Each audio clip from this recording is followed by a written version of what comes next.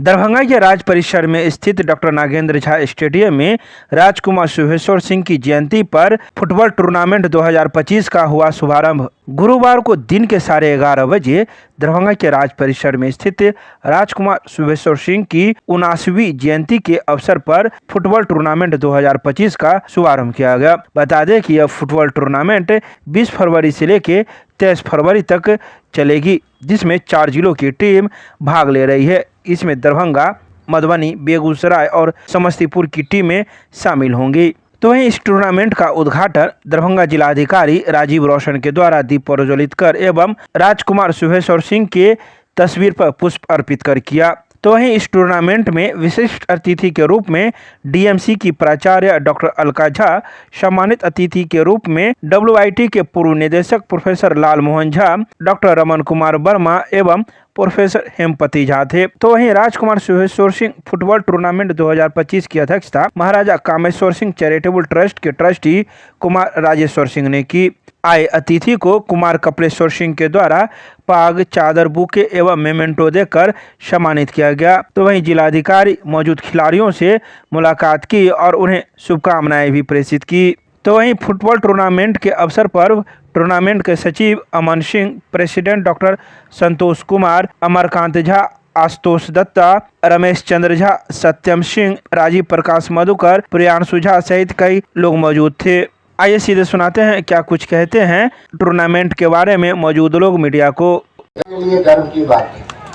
जिस प्रकार से अभी कुमार कपिलेश्वर जी अपने संबोधन में बता रहे थे कि खेल के माध्यम से हम समाज की संरचना की नींव रख सकते हैं, उसे एक नई दिशा दे सकते हैं और युवा पीढ़ी की ऊर्जा को सही दिशा में राष्ट्र के निर्माण में जोड़ सकते हैं। ये बहुत बड़ी चीज है।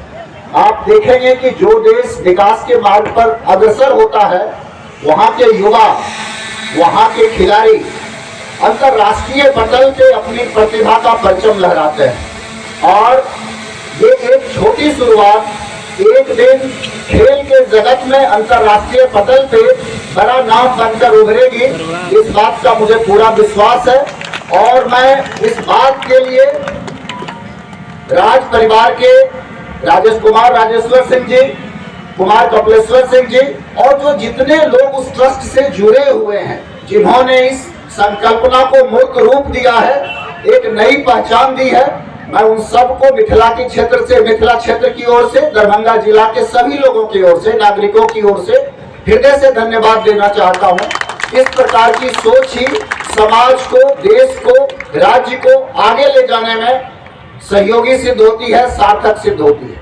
खेल है, खेल में हार और जीत दोनों होता है, लेकिन वास्तव में देखिएगा तो वो खिलाड़ी की जीत ही होती है, चाहे उन्हें शील्ड छोटा मिले या बड़ा मिले। आप देखिएगा कि उसमें ये मायने नहीं रखता है, क्योंकि हर खेल जीतने वाले को भी आगे जीतने की प्रेरणा देता है और हारने वाले को भी इस बात की प्रेरणा देता है कि हम अगले बार जब मैच होगा तो उसमें जीत कर दिखाएंगे। तो इस अवसर पे मैं खिलाड़ियों को विशेष रूप से इस बात के लिए आशीर्वाद देना चाहूंगा, आशीर्वचन देना चाहूंगा कि ये मैदान उनकी प्रतिभा को दिखलाने के लिए भले छोटा दिख रहा हो, लेकिन ये उनको ऊंचाई देने के लिए प्लेटफॉर्म जरूर साबित होगा। और यहाँ से निकल के देश के स्तर पे, अंतर्राष्ट्रीय स्तर पे, ओलंपिक में जाकर के आप अपना प्रतिभा का परचम लहराएं और देश का नाम आगे बढ़ाएं। जैसा अभी हमारे पूर्व वक्ता द्वारा बताया गया था कि खेल के माध्यम से रोजगार, नौकरी पाना, ये भी एक अच्छा माध्यम है। अगर आप अपना समय, अपनी एनर्जी खेल में लगाएंगे तो अपने परिवार का भविष्य भी आगे ले जा सकते हैं, अपना भविष्य भी आप आगे बढ़ा सकते हैं, सफल हो सकता है। लेकिन अगर समय का उपयोग सही ढंग से नहीं करेंगे, गलत दिशा में चलेंगे, तो अल्टीमेटली हासिल कुछ नहीं होगा। ना तो आपको कुछ हासिल होगा, ना आपसे समाज को कुछ हासिल होगा। और समाज के लिए, इस धरती के लिए आप कर्जदार हैं, उन्होंने आपको पाल पोस के बड़ा किया है, तो निश्चित रूप से अपना बेहतर करने का काम करें ताकि आप उसे लौटा सकें। पृथ्वी पे भेजा है, आप गौर से देखिएगा तो किसी भी व्यक्ति विशेष को ईश्वर से अगर कुछ हासिल है तो वो समय ही हासिल है, वो भी निर्धारित है, वो भी अनंत नहीं है। निर्भर इस बात पे करता है कि आप उस समय का कैसा उपयोग करते हैं, अपने जीवन को कैसी दिशा देते हैं। तो मैं चाहूंगा कि सभी लोग संकल्प लें कि हम सकारात्मक दिशा में अपनी सकारात्मक ऊर्जा का उपयोग करते हुए मिथिला के गर्व को और आगे ले जाएंगे। और ये जो खूबसूरत प्रांगण है 2 यूनिवर्सिटी का, शायद ये संयोग बहुत कम जगह पे देखने को मिलेगा। मैं अभी बात कर रहा था, ये अपने आप में दरभंगा के लिए एक गर्व की बात है, प्रतिष्ठा की बात है कि हम लोगों को जो इतिहास से हासिल हुआ है, जो हमारे पूर्वजों से हासिल हुआ है, उस गौरव को, उस गरिमा को हम लोग आगे ले जाने का काम करें। इन्हीं शब्दों के साथ मैं अपने कुमार साहब से मैं 2 महीने छोटा हूँ। कुमार सुहेश्वर सिंह, स्वर्गीय कुमार सुहेश्वर सिंह जी से उनकी याद बरकस आ रही है, क्योंकि मेरा उनसे संबंध, मेरा परिचय जो उनसे हुआ वो 1979 में, और वो उनके चले जाने तक वो अनवरत रहा। मैं था तो उनसे 2 ही महीने छोटा, लेकिन मुझे वो हमेशा अपने अनुजवत ही ट्रीट करते रहे। और मैं भी उन्हें सभी सरकार, महाराज इस सब से संबोधन करते थे। मैं उन्हें हमेशा सर ही कहता रहा। मैं उस रूप में उनको देख ही नहीं पाता था कि ये दरभंगा राज्य के वारिश है।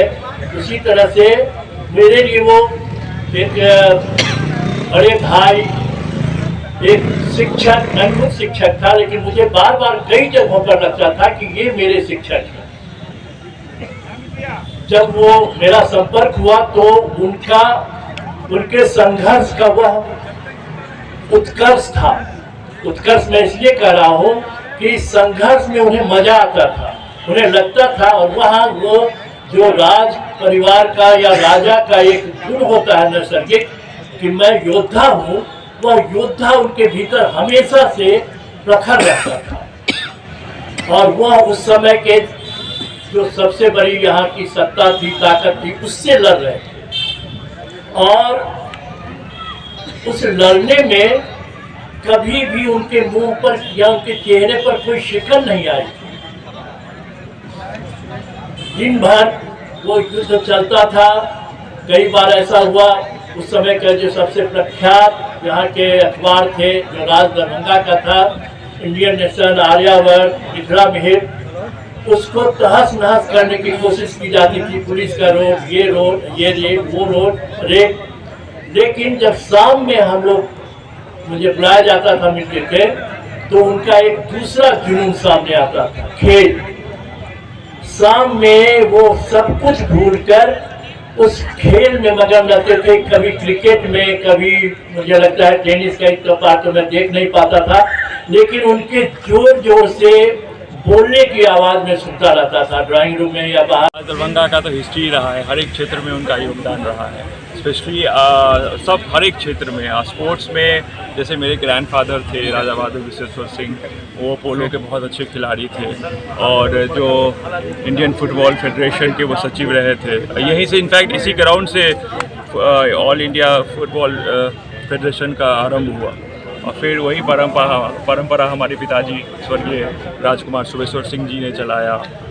और वो जैसे जानते हैं, जैसे वो बहुत प्रोत्साहित करते थे प्लेयर्स को, और चाहे वो फुटबॉल हो, क्रिकेट हो, चाहे कोई भी मीन्स में हो, हर एक तरह से बने पूरा नशा-वर था। तो उसी परंपरा को हम दोनों भाई साहब, बड़े भाई साहब और मैं, उस परंपरा को आगे बढ़ा रहे हैं। सर, आज सबसे बड़ी खुशी की बात है कि आपके बड़े भाई यूएस से आए हैं, शिकागो में रहते हैं, और आए हैं, और अगले साल से हर एक बारी आएंगे। सर, कितने टीम है सर, और कितने दिनों तक होना है? ये 4 दिनों का है, 8 टीम है, और 4 दिवसीय है, और 23 तारीख को इसका फाइनल होगा। उद्घाटन सत्र में सर कौन कौन लोग शामिल हुए? जी, डीएम साहब थे, और डीएमसीएच के प्रिंसिपल थे, लालमोहन जी थे, मेरे हेमप्रीत बाबू थे, और रमन जी थे, सबसे। ये तो बहुत ही अच्छा था। पहले से हम जब हम बच्चे थे तो देखते थे, जो मेरे डैड जो थे वो बहुत खेल के प्रति थे। उनका टीम भी था, 2-2 टीम था उनका, फुटबॉल क्रिकेट का टीम था, हम लोग देखते थे। और फिर टेनिस, टेबल टेनिस, फुटबॉल सभी खेल खेलते थे। फिर बीच में उनका स्वर्गवास होने के बाद ये सब बंद हो गया। तो फिर अब हम लोग चाहते हैं कि फिर वही जो प्रथा पहले से चली आ रही थी उसको फिर से चालू करें और खेल को फिर से यहाँ पे जागरण दें और लोग जो है फिर खेल से जुड़ें और ये फिर आगे बढ़े। सर मिथिलांचल के लोग जो है सो आपके परिवार को टकटकी निगाह से देख रहा है कि लगातार सामाजिक कार्यों में आप जुड़ रहे हैं। हाँ, हम लोग चाहते हैं कि इसी तरह से आगे बढ़ता रहे और खेल और बाकी सामाजिक कार्यों में भी हमारा योगदान रहेगा सभी तरह से। Thank you.